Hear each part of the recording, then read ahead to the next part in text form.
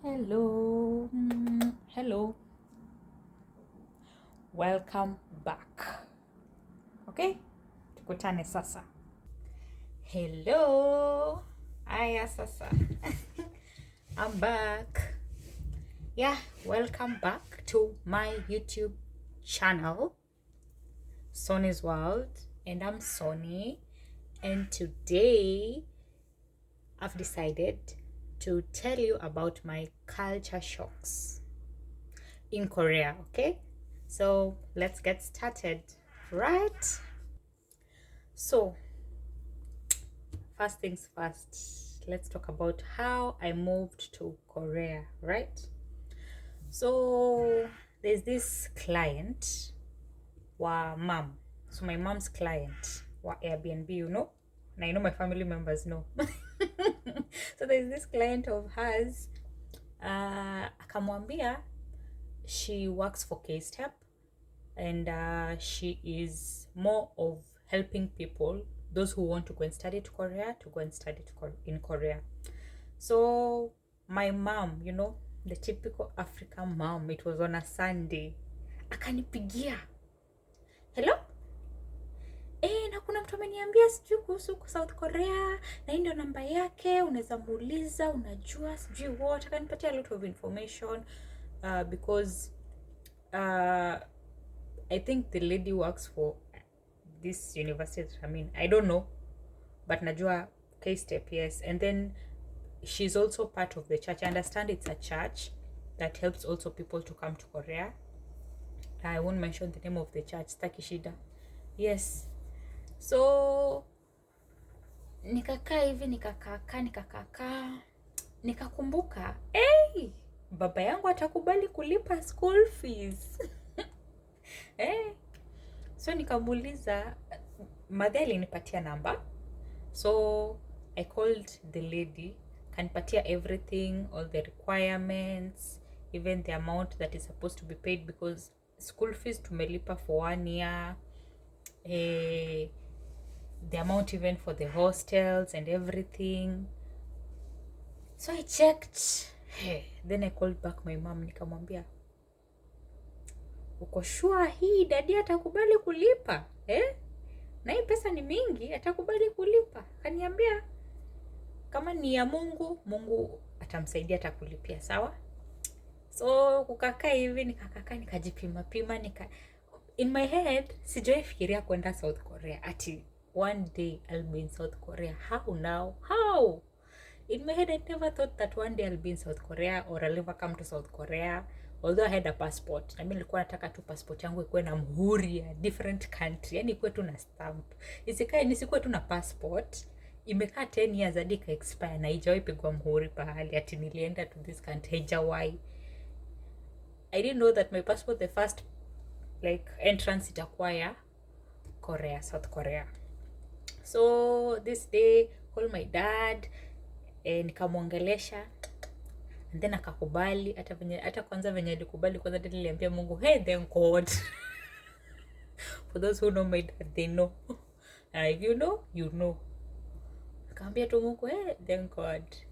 Nikafanya processes zote, documents have to be certified by the Ministry of Education, by the Ministry of Foreign Affairs. Sasa nizipeleke kwa embassy, the embassy of South Korea in Kenya. So nikaenda nikapeleka documents kwa embassy, yeah. Then zikakuwa certified, apostilled. The name is apostilled. They have to be apostilled. So they were apostilled by the embassy. Afterwards, sasa nika-apply visa. The visa took 6 to 7 days ndio itoke, but by the time ilikuwa inatoka, it was so late because when I was applying, I applied to start for the fall semester. So fall semester was to start on September 8th.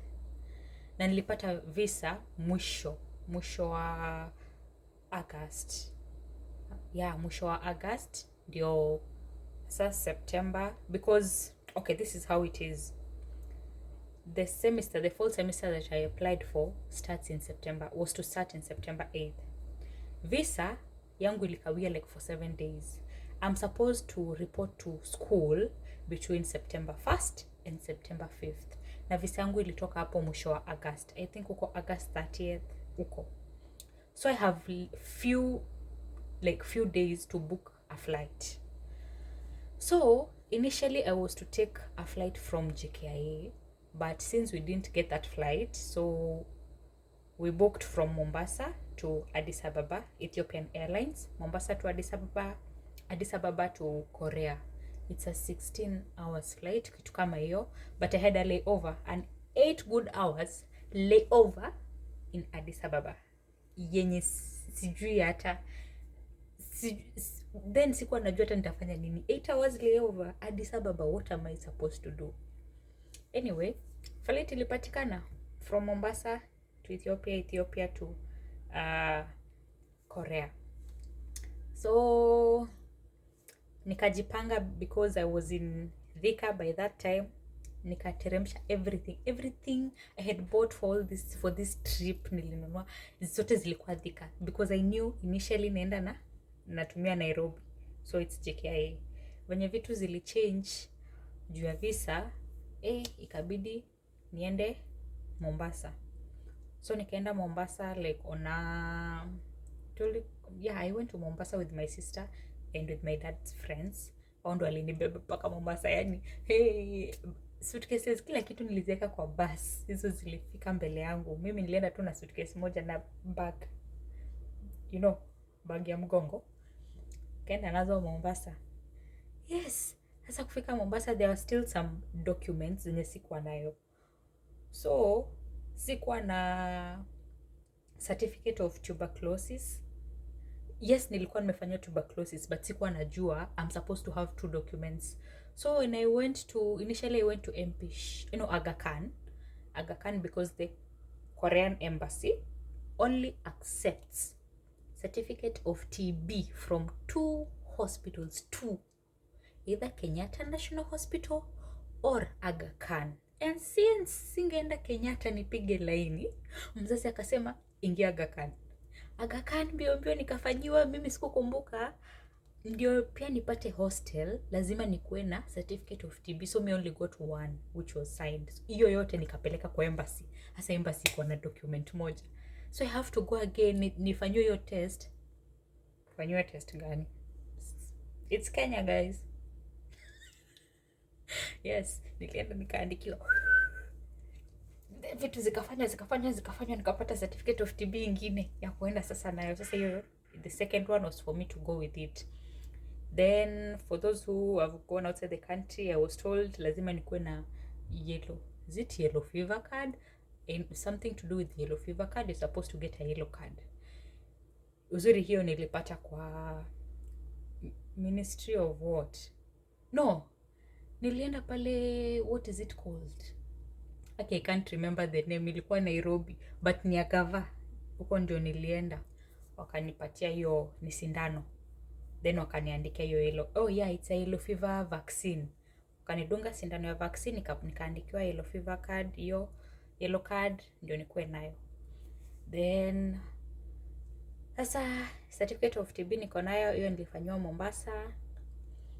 Then sasa siku ya kwenda, which was on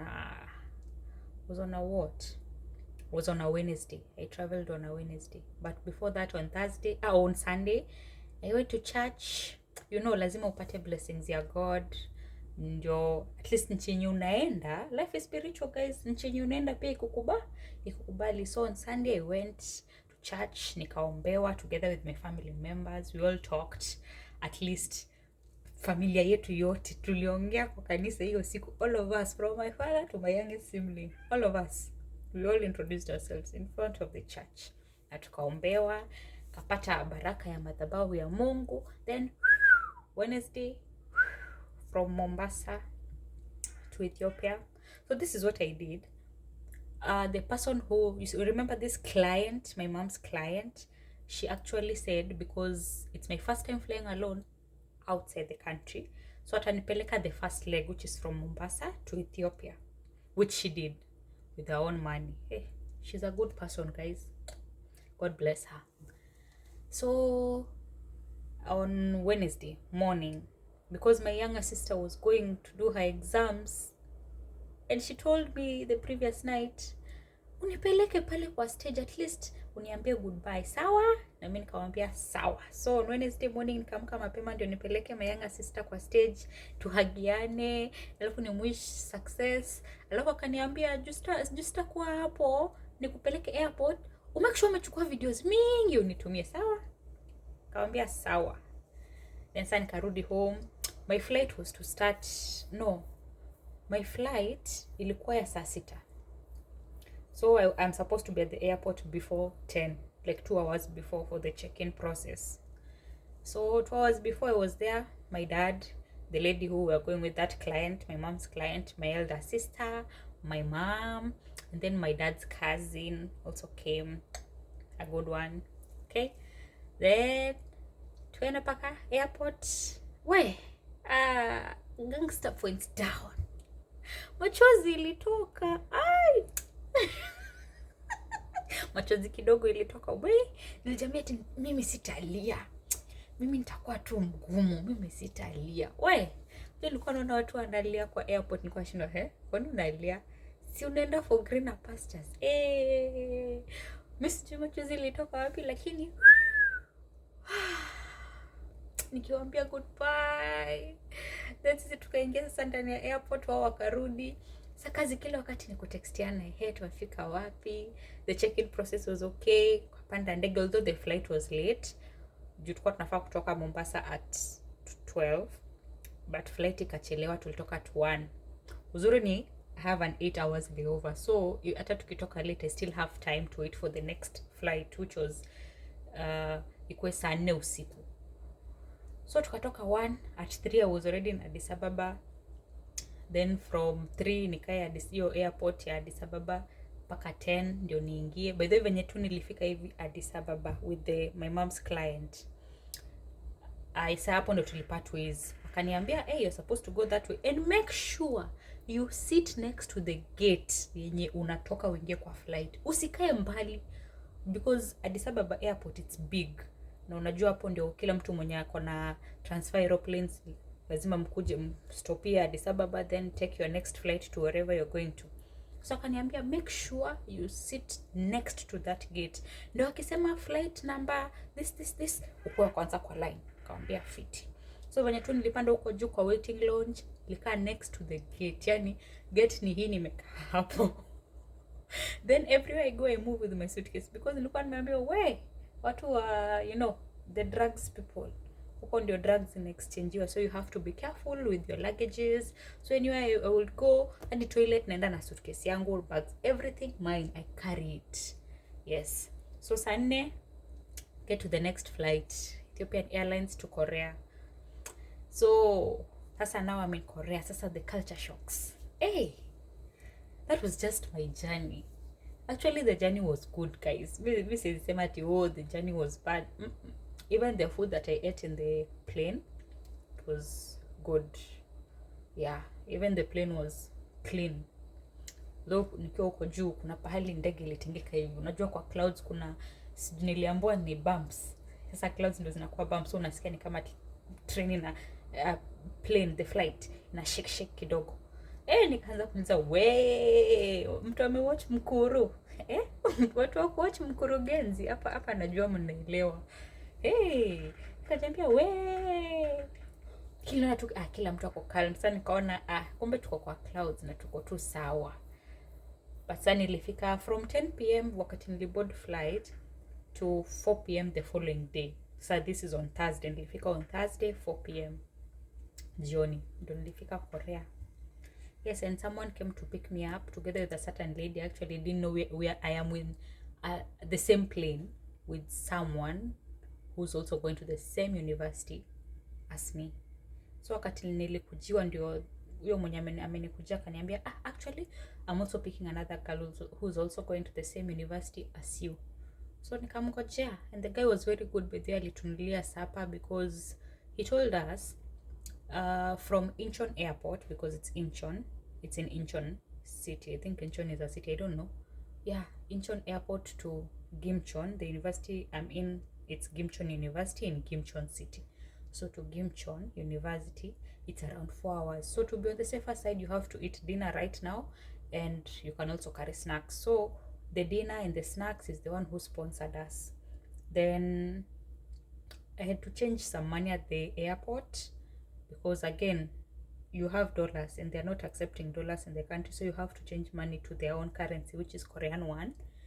Then also, yeah, pay for the bus ticket that the bus that was supposed to take us from the airport to school. Although it didn't get us like to school, it got us to a certain city. The city is near Gimchon city. It's called Gumi. Those who have watched my videos, they've seen, the tour to Jikjisa temple in Gumi, that one. So it's in Gumi. Then from Gumi, another person picked us up and brought us to school. All these people, they were good to us, by the way. Now the problem is language barrier. Before I came to Korea, I had already researched about Korea and installed some of the apps that Koreans use or foreigners use while they're coming to Korea. So apps like Papago for communication, Navamap. In Korea, they don't use Google Map, it's Navamap. Then some apps, even Kupang for ordering things. Yeah, some few apps I installed. But you don't have internet when you're on the road unless you have their SIM card, But then I didn't have their SIM card, so no internet. So all the way tumenyamaziana, hatuongeleshani. Although for the girl that you are with, the girl whom was also picked at the airport, at least for her, she's from Cameroon, by the way, and she speaks English. So at least for her, it was easier. We could communicate, we ask each other, do you know Korea? Which country are you from? Like that, what's your name? Hizo vitu. At least for yeye nilikuwa na communicate naye, but for the drivers it was quite tough, At least even the person who picked us up from the airport, he told us, do not alight at any point until the last place the bus arrives. Yani the last station, hapo ndo sasa tunafaa tutoke. Hapo ndo sasa tukitoka kuna mtu mwingine atatuchukua. So we were safe. Anyway, long story short, we got to the university on Thursday at around, actually it was on Friday because ilikuwa inaelekea saa 6 usiku. Uko saa 6 usiku. So it was on Friday at around 12 am huko. Tukafika uni. Sasa it's time tukaonyeshwa room yetu. Actually the rooms here are so good, and as I'm recording this, I'm in my room actually. Ni wenye tu sasa siwezi kuonyesha room yangu juu. It's very not dirty, but kuna vitu hazikai venye zinafaa kukaa. Kuna mavitu unaona, but ndawafanyia dorm tour about the dorm. But the rooms are good. Actually, I came to realize the rooms are good more than the ones in Kenya. Like the hostels here in Korea, they are so good more than the ones in Kenya. The hostels in the university in Kenya. Yes. So we came settled in the room. So the room that I got initially, my roommate was from Egypt and the other one was from Kenya. That's why I got that room. You don't choose the room, they place you in the rooms. So, but I had a problem with the room because tell me how I'm from the hottest place, wait, hey there, then you bring me to a room that it's like a freezer. Those people, my roommates used to sleep with the AC on, and the AC is very cold. Mind you, I got a bed that is directly under the AC. So baridi inanipiga left, right and center. Nikawambia, nilienda tu nikaambia dorm manager, I can't. Please ni change rooms. So I changed the room, and now it's the room that I'm in right now. The one that I'm recording in. Yes. So sasa nikwambie sasa culture shocks. Apart from language barrier, in Korea, people are very disciplined. Disciplined in the sense that here, people follow the traffic rules. Not in Kenya. Like, kwa pedestrian crossing, if the traffic lights say that the cars are supposed to stop and the pedestrians to start crossing, the cars stop and the pedestrians cross. And you just don't cross the road anywhere. Not like in Kenya, you have a footbridge, but utapata tu mtu amepita katikati ya highway. unaona tu mtu amekimbia kwa highway amepita hivyo across. That one does not happen in Korea. You cross the road where there is a pedestrian crossing place only, and when it's the time yenye your traffic light imekwambia now it's time for pedestrian cross or for pedestrians to cross, sasa una cross. But you know, the first days akili yangu sijui bado nilikuwa na kwa Kenya kingine ndani. So on the first day, that's on Friday, nilikuwa nimeenda kufanya shopping. Shopping na hiyo shopping anyway, nenda kufanya shopping. Asa lazima nivuke barabara. Kenya kingine ndani yangu mimi sikukumbuka I'm in Korea. Mimi nafikiria bado niko Kenya. Nilivuka tu barabara bila kuangalia. So later on ndo nakuja kurealize kwa nini watu wanasimama. Alafu nikaona traffic lights zimeturn green na imeonyesha it's sign ya pedestrians ku cross, ndio sana naona wanatembea. Mimi sikuona hiyo kitu yote nikivuka barabara. Nilikuja tukaa nimevuta. By the way, it's a highway na nimevuka tu hivyo. Kenya kingine. Nakaa Korea sasa inaanza kuona enyewe Kenyans we need to improve, right? We need to improve. So crossing on the path yenye unafaa kucrossia. Secondly, in Korea it's not like Kenya ati unapanda tu bus ama matatu anywhere you feel like kupanda. Kuna kitu kama hiyo. In this place there is a bus stop and there is a taxi stop. Kwa bus stop, that's where the public bus comes to pick you. So niliwaambia initially there is a Nava map app. Huko watumii Google Map. So unafaa uangalie Nava map. Kama unataka kwenda town, unaangalia from you pin your location, from that location to town. Bus inakuja saa ngapi and at which bus stop are you supposed to go? So you're supposed to prepare yourself in advance. Sasa tunatoka tu 5 minutes unaingia. Unaangalia Nava map, unaona this bus inakuja at this time, so I'm supposed to be there by this time. Okay? And inakuja kwa bus stop gani? Sasa tunaenda tu kwa bus stop yote. Utajikuta kwa city nyingine. That's why on my first day, I never boarded a bus because I didn't know how to board them, by the way. I never had that knowledge that I have right now. So on the first day, I took a taxi, which is very expensive. Anyway, so I came to realize, hizo vitu za bus stop, taxi stop. Then later on, I came to realize this country is very clean. By the way, in Kenya, paper bags have been banned. But here, they pack for you things in paper bags. And I have never seen any paper bag on the road. Like watu watupitupi. Ati mnakula chewing gum, unatupa kwa barabara. Unatoa wrapping yako ya sweets, unatupa tu hizo wrappings anyhow. Unatoa wrapping yako, unaingiza hiyo wrapping kwa bag yako, utatupa kwa dustbin. There's nothing like littering the compound. You put your wrappings inside your bag, you'll go and trash them when you find a dustbins where you're going to, okay? So that's another thing in this country. The country is very clean, and everywhere you go, like the roads, they're usually cleaned. There are people who like clean the roads. There are those who sweep. Kuna miti along the roads, uko kwa footpath kuna miti, so unakutana na watu wanafagia asubuhi. Like these people, kuna tu level of cleanliness yenye wako nayo. Then when I was in Kenya, nikiangalia TikTok, nilikuwa naona watu wakisema, in Korea there's this Korean culture that people don't enter the rooms with shoes.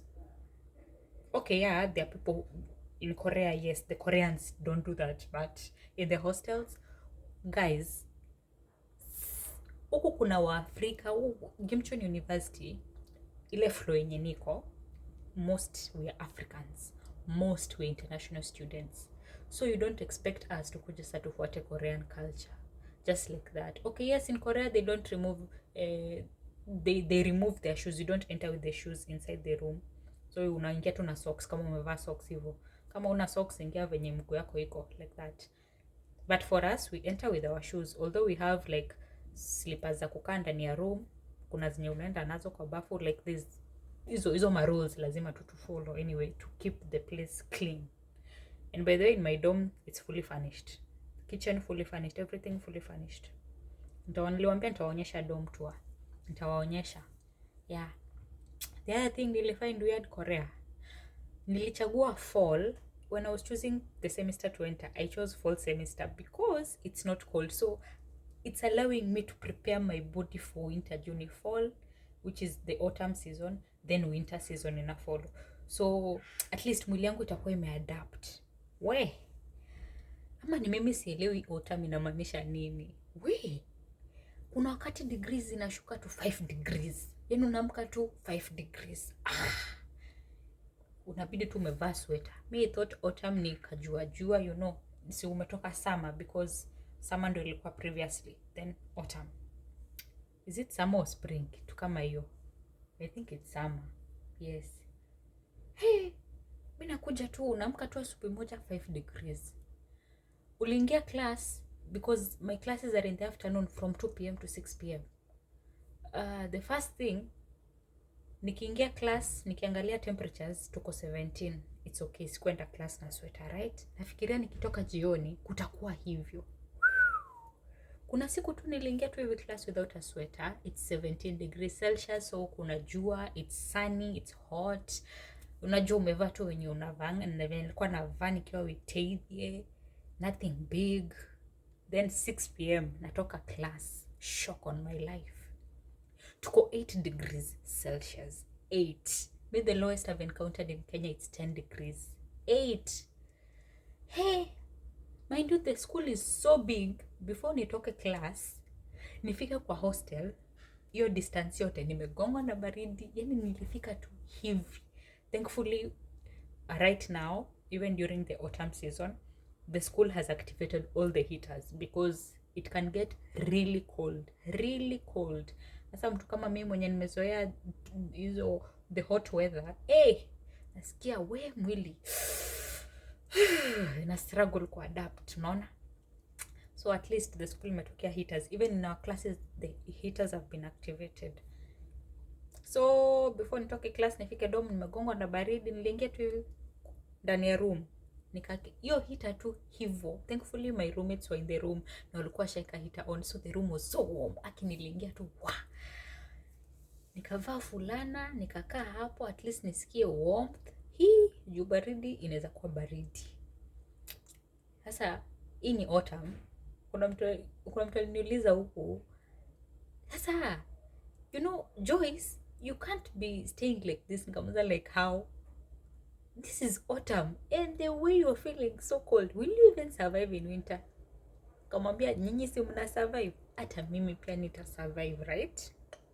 I will also survive. Anyway, sasa ndio naanza kupurchase vitu za warmth, jackets, winter boots, winter jackets, hizo sikuwa nazo. Sasa ndio nazi purchase, so I'll be good for winter hopefully. Yeah. Then the other thing niliona, vitu zingine ni, the other thing in Korea, it's very expensive. Okay, compared to Kenya, because I asked around, I asked around from other students who are from different countries. Wakaniambia, my country compared to Korea is so cheap. I'm like, my country compared to Korea, it's same. But me compared to Kenya, it's very expensive. Very expensive. Yani hadi nakaa hivi, my sister used to tell me, sikule hizi ndizi zitaharibika. Naona tu kwa nini unanibother? Si ndizi ni zangu, si mimi ndo nitakula nikijisikia. We.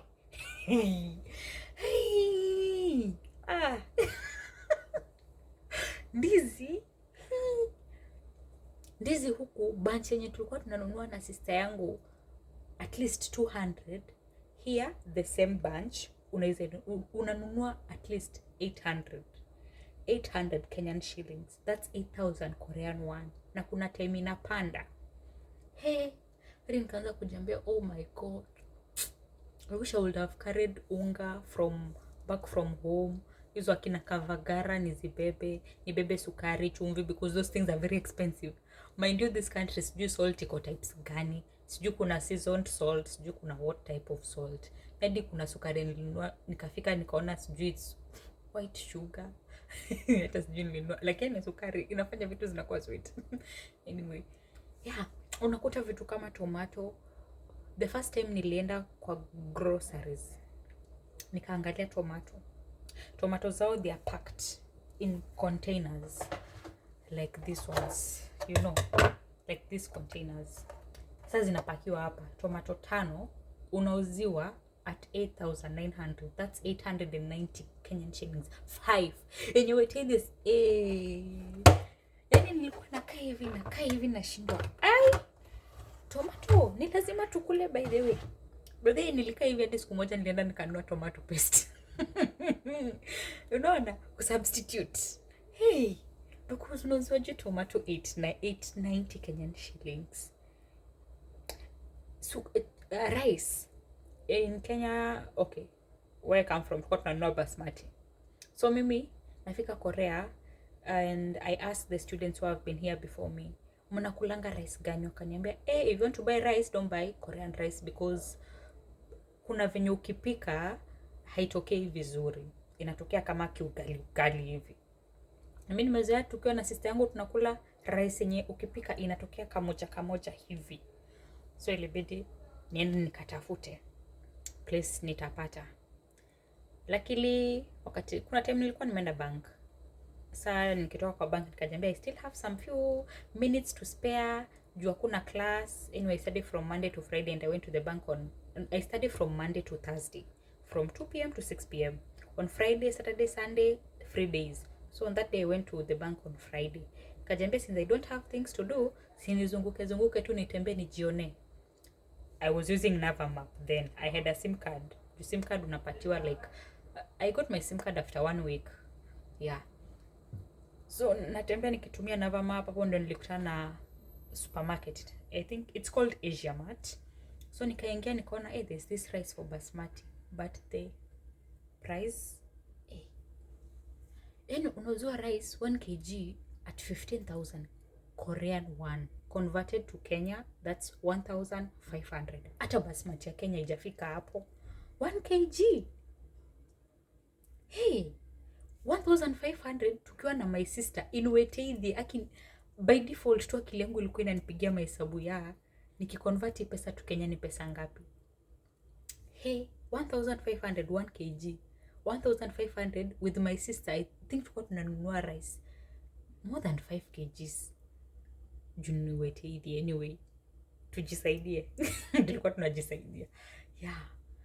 Alafu nakuja nakutana na rice 1 kg. I think the packet is, I don't know, Nor basmati, something like that. 1,500. We kajambia vitu ni expensive. Then before upate vitu kama grains utazunguka. Zile kamande zenye nilikuwa nakula at my own free will. Sasa inauza the same kamande na si 1 kg. It's half a kg, 500 grams. Nauziwa at 6,000 Korean won, which is 600 Kenyan shillings. That's half a kg of brown lentils. Kuna time hadi nimenunua, I think it's kidney beans. Yeah, kidney beans. A small packet. I think it's quarter kg. It's 250 grams. Nikauziwa at 4,000 Korean won. That's 400 Kenyan shillings. Nikajiambia huku si kuna haja mtu akuwa nakula kweli. Because things are very expensive. Then acha saa vitu kwa expensive. The university has a student restaurant. It's not a student restaurant per se because also the teachers come to eat there, you know. Even when you go on Sunday to church, uzura church yetu ya shule, ukienda Sunday, before uingie church lazima upewe a food ticket. So after service, you use that food ticket to ende food. It's mandatory. Kama umeenda church utapatiwa food ticket to ende food. But sasa here is the problem.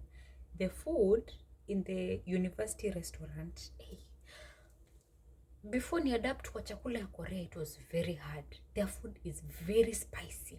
Very spicy.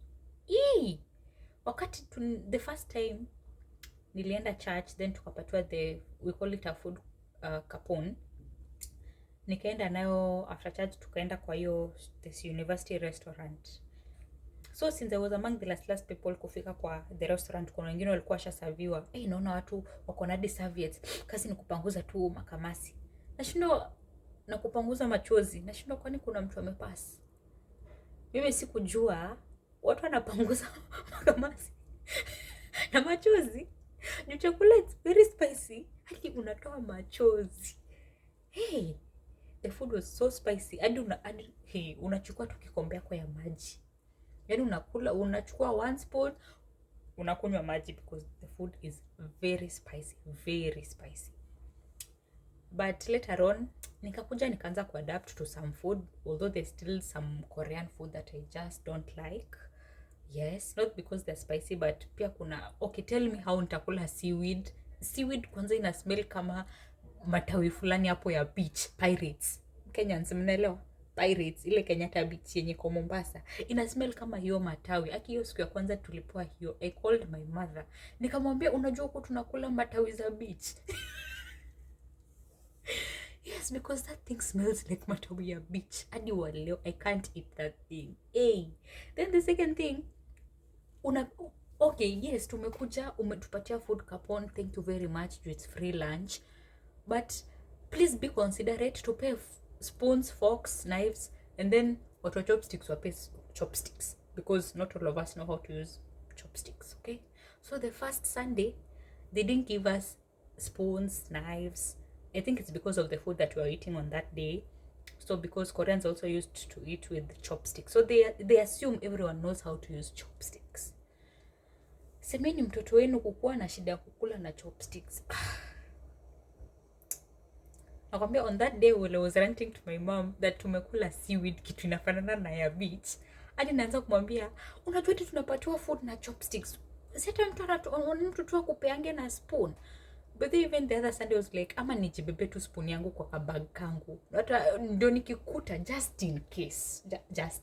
Nikute kwa restaurant tumepewa chopsticks pekee. At least I can just remove my spoon and eat. Hey, because unapewaje rice ukule na chopsticks? Aje. You know. And then everyone is like eating. Then kuna wewe mwenyewe una struggle kushika. Unajua inafika hadi point una to give up na food juu uta struggle paka saa ngapi.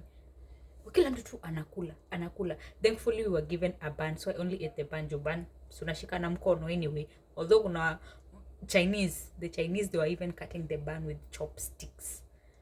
I'm like, hey, guys, hii siwezani. Mimi nilishika na mkono yangu na nikakula. Hiyo tu ndio nilikula juu. Hiyo ingine siwezi. Plus you can't dip your hands inside because they put for you ramyeon. Ramyeon is like noodles ama spaghetti. Then wanakuwekea soup mingi. Wakikuyu hiyo mna relate. Madhufu hiyo unawekewa mingi. Sasa huwezi dip mkono ndani. Plus unadipaje mkono ndani? Watu sio wanakuona. Hapo ilikuwa inanipeleka mbio. Thankfully, at least some Sundays they also gave us spoons. And the church here is so good, you know. The church is so good. There are times when they give us free things. Like, if you go for church events, they'll give you free things.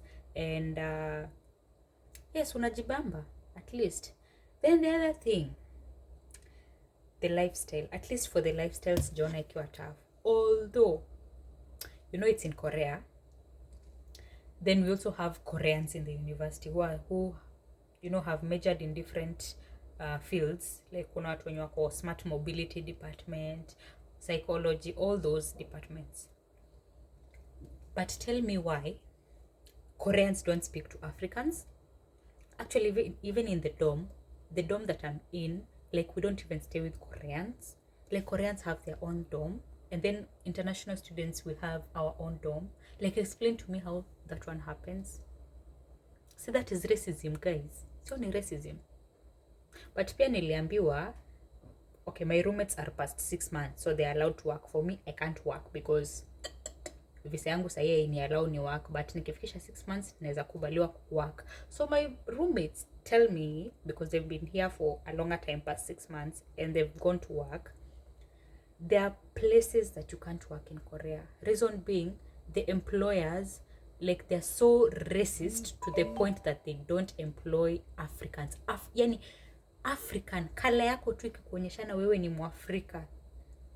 They don't care whether you have the best qualifications in the world. As long as your color is African, that's a no. Period. Hata kuna jamu anze kuongea. Period. Nope. Na wanakwambia tu vizuri, nope. Yeah. But even Koreans in school, they don't speak to us as Africans. It's only our teachers, because how else?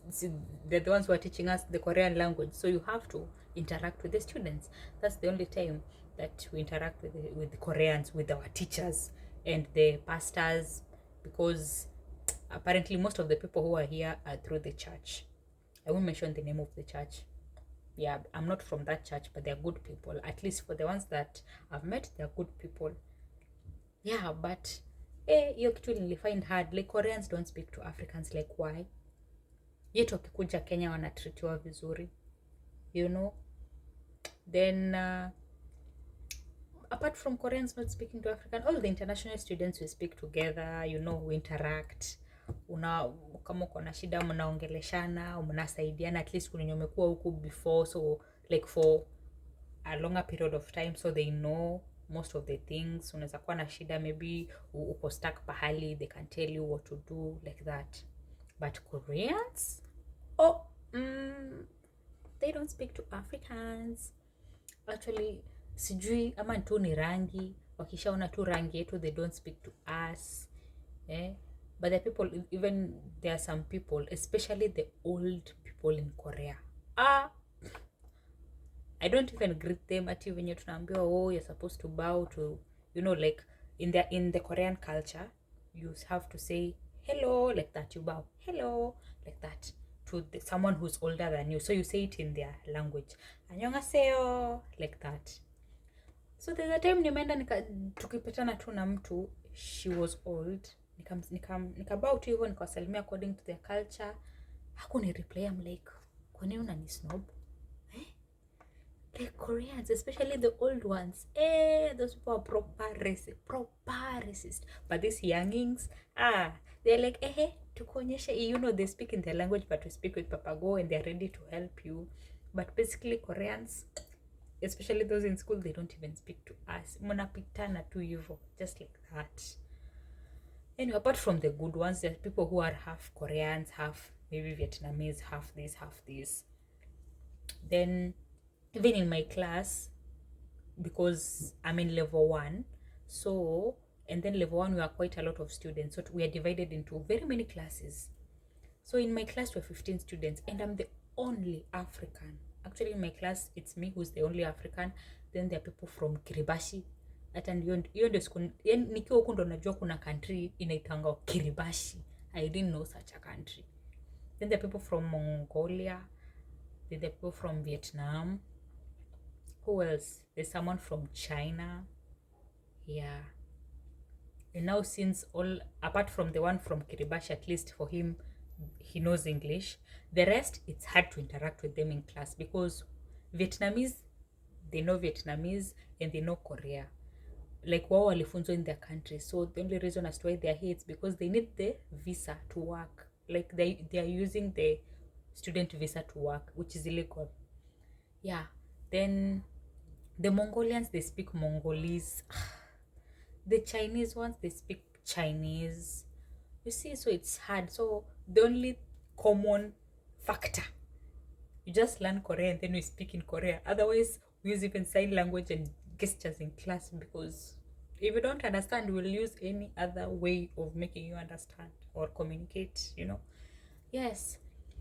The other thing that I found it hard in Korea, or the culture shock. This one. In this country, apparently you just don't throw things in the dustbin just like that. In this country, their dustbins are labeled. There's a dustbin for food waste. There's a dustbin for what is it called? Plastics. There's a dustbin where you put papers. The first day, me, I didn't know all those things. So mimi na all my trash nilikuwa nimeka kwa paper bag yenye nimetoka nayo supermarket, nikaeka all my trash inside, nikaenda nikarusha tu kwa dustbin.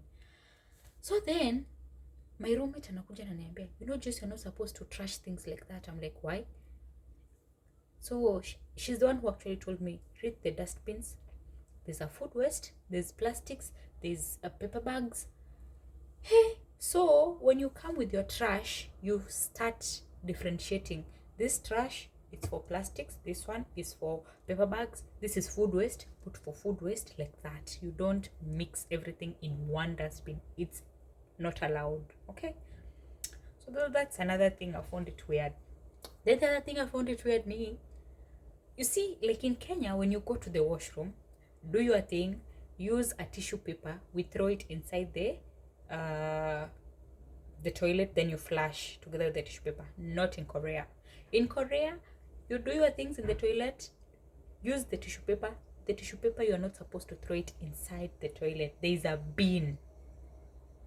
Now you can imagine how that place smells, right? It smells.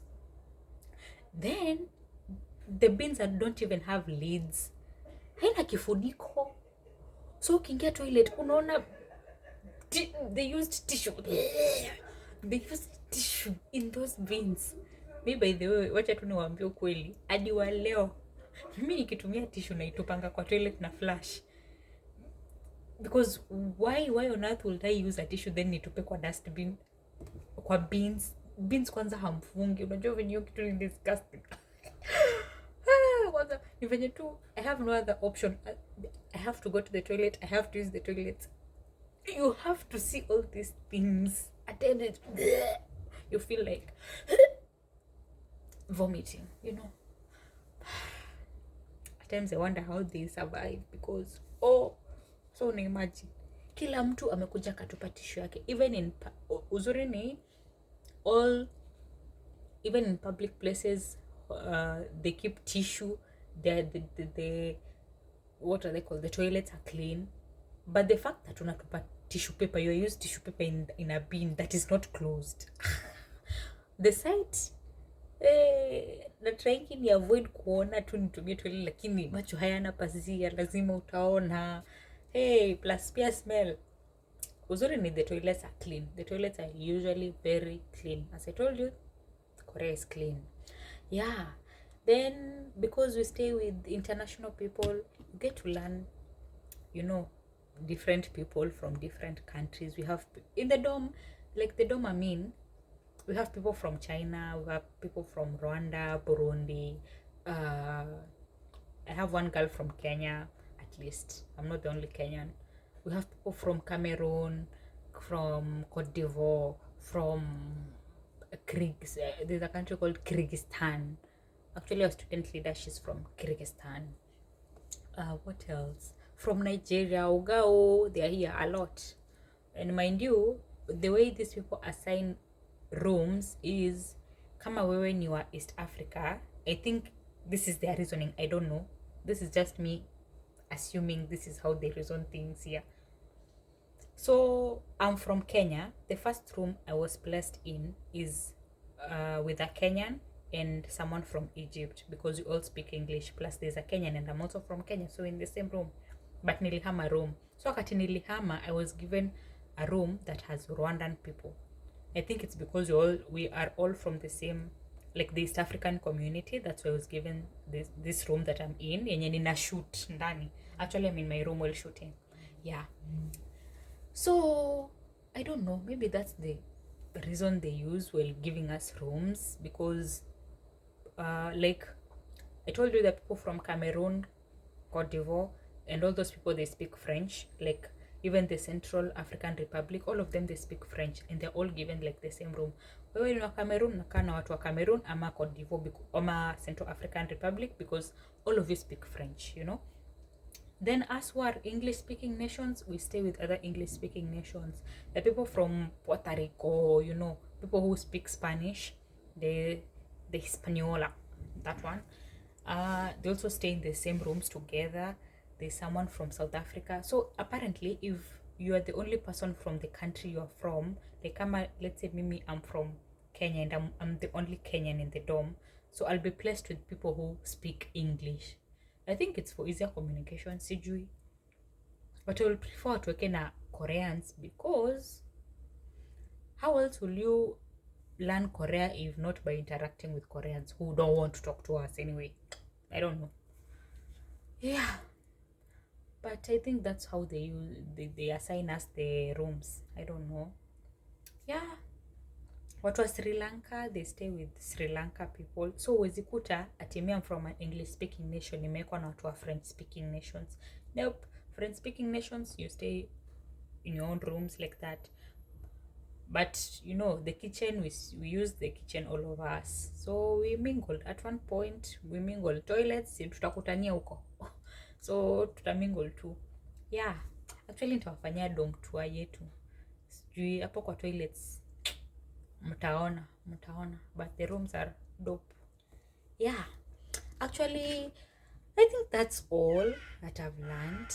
And in Korea, I've just learned you just have to be kind and humble, because if you're bad to them, they'll also be bad to you. Same way in Kenya, you know, if our wazungu wakiwa bad to you, kuna wengine tu wataretaliate na the badness. But if you're kind, then they'll also help you. And people are good and willing to help if you ask for the help, at least not from the old people. And then there's some old people who also don't know how to read. You know, I was shocked juu kuna mtu niliuliza, nilimwandikia kwa papago akaniambia I can't read. Nikashindwa so I thought this is a first world country. I thought all of you are literate, until that person told me she can't read. So I couldn't ask her what I wanted to ask, so I moved to the next person. Yeah, and there are good people here in Korea. Same, they're also bad people. But then in Korea, there are no thieves. In Korea, it's where you can leave your laptop and your phone in a restaurant. Uende usahau ufike ni kwa nyumba ukute aya na sikubeba, nilisahau like laptop yangu kwa restaurant. Utaenda tu zikute venye tu uliziacha. Kama ulikuwa umefungua laptop uka connect kwa charger hapo kwa sockets, utaikuta tu hivyo hivyo. No one steals your things here. Not to say that you should be careless, but no one steals your things here. Yeah. What else have I forgotten about Korea that I've learned over the time? Is there anything else that I've learned? No, it's just trying to, cope with how the culture is, learning more things, embracing the culture, because I have a full 1 year before my visa expires, so I better embrace this culture. Hey, yes, for me to have a good time here. Yeah. Oh yeah, I've forgotten one thing. Hey, so I told you when we go to church, we are given the food coupon. Sasa chana food coupon. Sasa tufike hapa kwa church. The Korean church culture is very different from the African church culture. Apparently in Korea, tukiingia church service, ukiingia tu hivi ukai, the next time utasimama ni tukitoka, like service ikisha. There's nothing like praise and worship. There's nothing like, what else? Sijui mnaimba, sijui kupiga makofi, tumsifu Bwana. Hakuna kitu kama hiyo, hakuna praise and worship. Hey, mimi I was shocked. You know, it's quite easy mtu alale, na ni watu wengi sana wanalalanga church. Then they preach, the pastor in Korea, we call them the Moksanim pastor, wanaitangwa Moksanim, the Korean word. Moksanim ana preach in Korean. So unajua in Kenya I'm used to hearing like the pastor without a translation device. So here you have to pick translation devices, because how else will you understand the sermon? And I am still learning the language. Like I'm actually still learning the basics of the language. Niko level 1. So tunapatiangwa translation devices. Since the bigger part of the students see Koreans, because I don't even see Koreans in church, okay, apart from the older generation and the teachers and the pastors and the school administration, wanakujanga church. But you see Korean students, very few come to the service, the church service, the school church service. All of us, like most of us, are usually international students. So tunaambiangwa for English speaking nations, you take this kind of translation device. Vietnamese unachukua translation device yao, Mongolians hivyo, French speaking nations hivyo. then there's someone who's translating to you. So for English speaking people, there's someone who's translating to you. So kazi ni unachukua translation device, inakaa kama kasimu hivi, unaweka earphones, then unaweka kwa masikio yako. So huyo mtu mwenye na translate, kama wewe ni wa English speaking nation, utasikia like that. So anakutranslatea kile pasa anasema. Kama wewe ni wa Vietnamese, kuna mtu anakutranslatea into Vietnamese, unasikia like that. That's weird. Because before pastor akipeana joke, before upate hiyo joke unajua like ma administration washacheka like joke isha pass, ndio nyinyi mna translatiwa. Sijui, but pia I find it hard. Then in our church we don't give offering. There's nothing like offering, tithe, praise and worship, sijui ministries, sijui there's ministries, there's ushering ministry. There's nothing like that. Actually pasi ni ana announcing everything that is happening. Pasi ni ataongea from the beginning to the end. Yani the first time nilingia hivi hadi unajua unakaa hivi hadi mtu anafikiria kwani tuko funeral service, because it's only na funeral service where people mmenyamaza tu, kila mtu, you know, even the lecturers, there are some lecturers who sleep in church. Yeah, because mimi nimezoea lazima tupige makofi, tuimbe, tutoe sadaka, unajua hizo vitu zote, tushangilie Bwana. Hakuna kitu kama hiyo. Then this is how our church is. Unaingia church, there is someone who will sing for you the hymns, then they play for you a video of a gracious choir, video, not us singing, video of a gracious choir. Then there is a physical choir, which I don't know how it was formed, but there's a physical choir, and they have their own uniforms, and they're all Koreans. They go and sing for us in Korea, and the way they sing, it's very good, by the way, because they're very well, they're composed, and kuna tu ka venye tu wanafanya hiyo choir yao, it's very good. Then afterwards kuna time ya kutoa testimony, mwenye ataka kutoa testimony enda katoe. Then afterwards preacher preach, then tumalize, then students wabaki, so there's like usually like a small like session together with your like kuna pastors wameassigniwa. Sasa kuna pastor mwenye ameassigniwa for the English speaking nations, kuna wenye wameassigniwa for what, for Koreans like that when wamekuja church, kuna wenye wameassigniwa to the Vietnamese hivyo. So basically in this session what naulizwa, like, you know, because you're international students, I don't know for Koreans, but for us, me, I'm speaking for my group. Sisi watu nakuja tunaulizwa like what are the challenges you've gone through because you're in a foreign country, you know, maybe ulikuwa na shida na bank, maybe it's hard for you to access the bank, maybe you forgot your pin for the bank and you don't know where to find that bank, like that's where you air out your grievances, then wanakusaidia like that. Then afterwards you pray, then we go for lunch. Yeah, so that's how our church is. But before I adapted to the church culture in Korea, then you know, hiyo kupiga makofi na hizo mashangwe na vigelegele na ma instruments, hiyo ndio inafanya unajua pale kuna church, pale kuna church. Sasa huku it's very hard for you to know where there's a church and where there's no church, because hakuna kuimba. So basically unaweza ingia ukute maybe hawa watu wako kwa meeting, unaona. So it's very hard. Si kama Kenya to 6 asubuhi ushaanza kusikia ma instruments, watu washaanza kuomba, hadi ushajua pale kuna kanisa, pale kuna kanisa. In Korea you can't. Uwezi sikia pahali kuna imbo, hakuna kitu kama hiyo. Yeah. But generally life is good. And it's good here in Korea. At least I've learned more things. And there's more exposure to the world, how things are.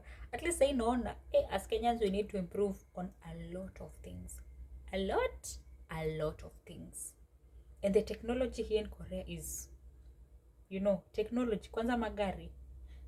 Ni kama Afrika tunapatiangwa scripts ndio zinaingia Africa. But here the cars, they are top notch, because Hyundai is in Korea, right? Samsung is also in Korea. So the technology is very okay. Yeah, that's all for today. I think tutakutana next time, because it's almost 1 hour of just me talking and telling you about you know, my experience and the culture shocks that I've gotten in this country. Yeah, there's nothing else left. So next time nitaonyesha dom tour yangu. Tukutane next time. Bye.